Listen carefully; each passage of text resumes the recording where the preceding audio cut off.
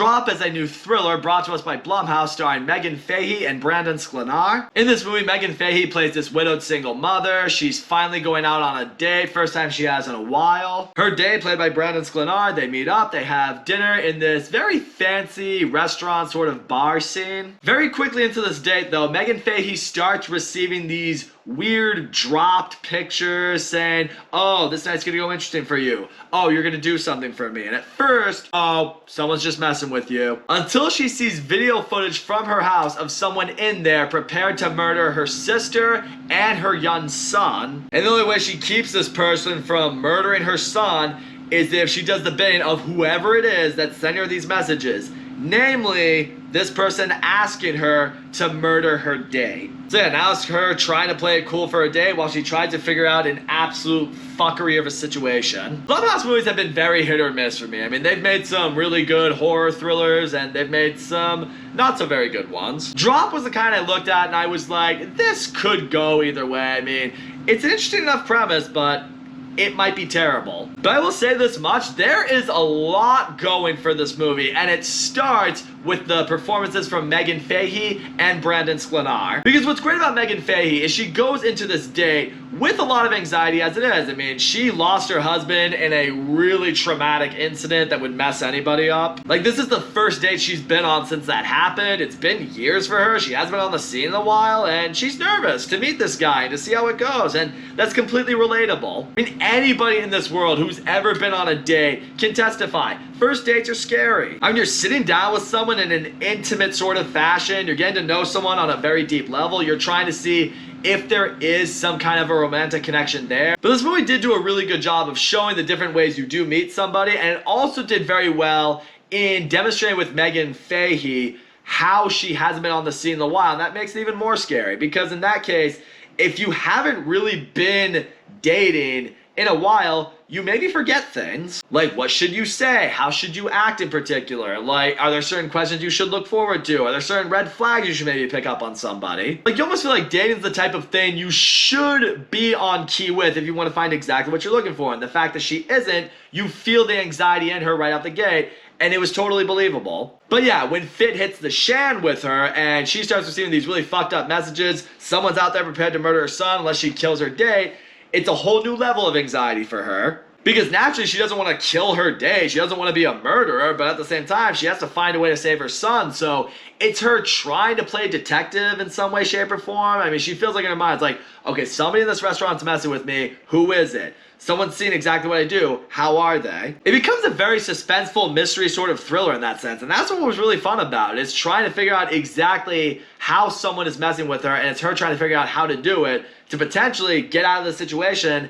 and save the people she cares about. Like, a lot of people out there have described this movie as a very Alfred Hitchcock vibe sort of movie, and I'm admittedly not overly familiar with Alfred Hitchcock, but I can see that. Because I know Alfred Hitchcock's style was very suspenseful, very thrilling, like find a way to make both of those work really seamlessly together, throwing a little mystery vibe to it that made you a little more anxious. Because that's what it is right here. You see all this happening with her and the questions are going through your mind. It's like, how is this person doing this? Who is this person that's doing this? Why are they doing this? And you do that whole thing, like you look at everyone in the bar that she's talked to, that she's maybe had any kind of conversation with or confrontation with, and you're thinking, is it you?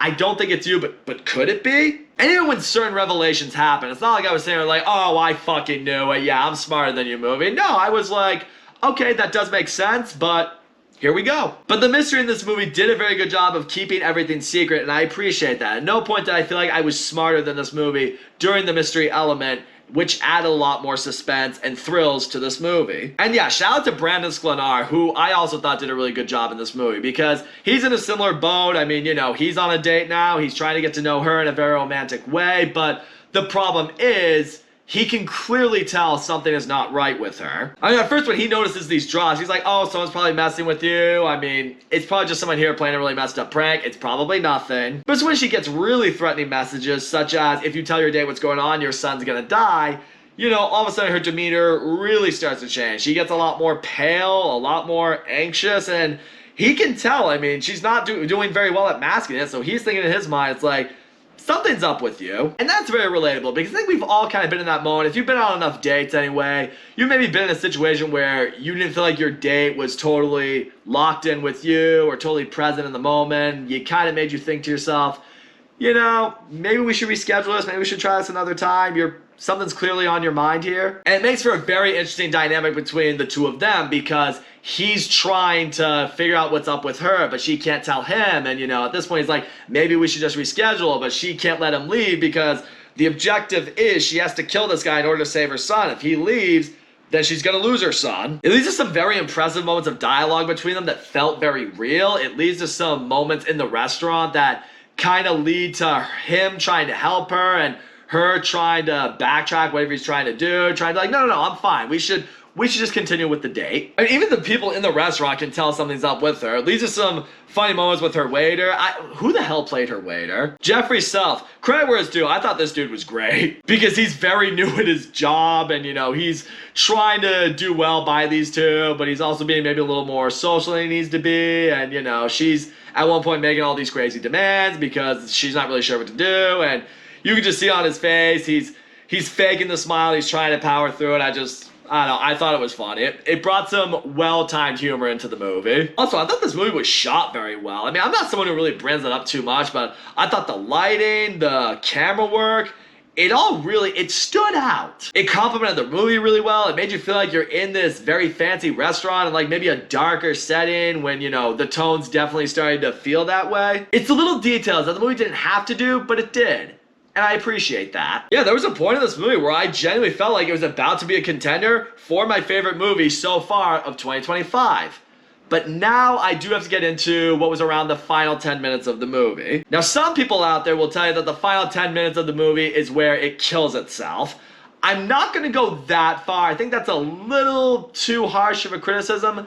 But for me, it does undeniably shoot itself in the foot. Without getting into too much spoiler territory, okay, it reaches a point she finds out who it's been that's been messaging her, and at this point, not that it doesn't make sense who's doing it, but you do kind of start asking yourself, you're like, wait a minute, well, how did you set up all this? How did you arrange all this? How were you able to pull this off? Part of what's great in like the big reveal when you finally get it in movies is you quickly see how the person was able to pull everything off, how they did certain things here and there, how they're able to do it. And you're kind of like, oh, holy shit, how did I not notice that? Or how did I not think of that? Wow! The movie doesn't really address that when they are revealed. So as a result, even when the movie's over, you're still kind of asking yourself those questions because you're not left with much clarity. And frankly, I don't even think that's the biggest issue that I had. That's an issue that I kind of would have been able to get away with. Maybe the movie would just leave it up to your own interpretation.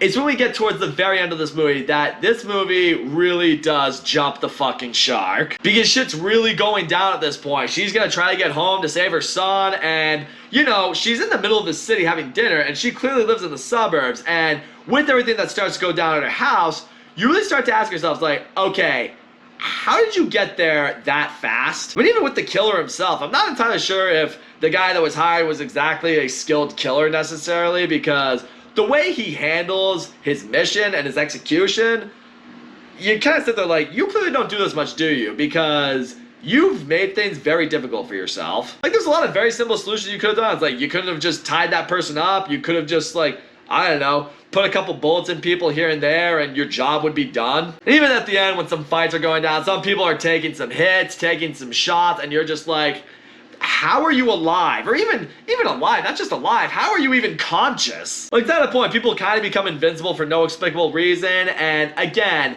it's too many moments where the movie just throws logic out of the window entirely. And I get that the movie maybe wants you to suspend your disbelief a little bit, but I couldn't that much. And that is really what is disappointing, because I say this all the time. The ending of a movie can really make or break it. If a movie has a really solid ending and everything leading up to it was kind of mid, you walk out of a movie with a very refreshed feel of it. Whether the movie's good or bad, that's just how you feel. The same goes in the opposite spectrum. Everything leading up in the movie towards the ending could have been great, but if the ending is not on par with that, you're going to walk out with a more disappointed feeling. And again, doesn't necessarily mean the movie is good or bad. but it could mean the difference in how strongly you feel about it. Because as I mentioned, prior to the final 10 minutes of this movie, it was sprinting to the finish line. I was so ready to call it my favorite movie of the year thus far. But then, yeah, it shot itself in the foot and kind of just ends up limping to the finish line, which, you know, dampers it a little bit for me. But all in all, Drop, it's still a solid thriller. Megan Fahey and Brandon Sklenar, I loved their dynamic. I loved their performances. Megan Fahey did a great job with how she had to act in terms of being scared, in terms of being frustrated, in terms of just being anxious. Brandon Sklenar was great as this concerned dad who can tell something's wrong and he wants to help her, but he doesn't know how he can. A couple of powerful moments of dialogue between the two of them. There are moments they're talking to each other just about past relationships, and things got pretty heavy, and I was really enjoying that. The movie had a great mystery that left you guessing, that left you on the edge of your seat, under all the suspense, wondering what's gonna happen next. It was shot very well. I thought it handled the thriller aspect very well. Touches on the subjects out there like dating and relationships and loss and grief and everything that goes with it. I really wish they hadn't taken so many leaps with the ending. I wish they hadn't just completely thrown logic aside and just made it pretty unrealistic by the end, because the movie really had something going for itself. But in the end, this movie absolutely had more good than bad, so I am going to give Drop a 6 out of 10, which still makes it a movie that's absolutely worth checking out. But stream it. Sorry, I'm watching a movie on my iPad. Was really hoping we had the next date night classic on our hands. Couldn't quite get there though. So that's all I gotta say, guys. Thank you so much for watching my video, and as always, don't forget to comment, like, subscribe, and I will see you all next time.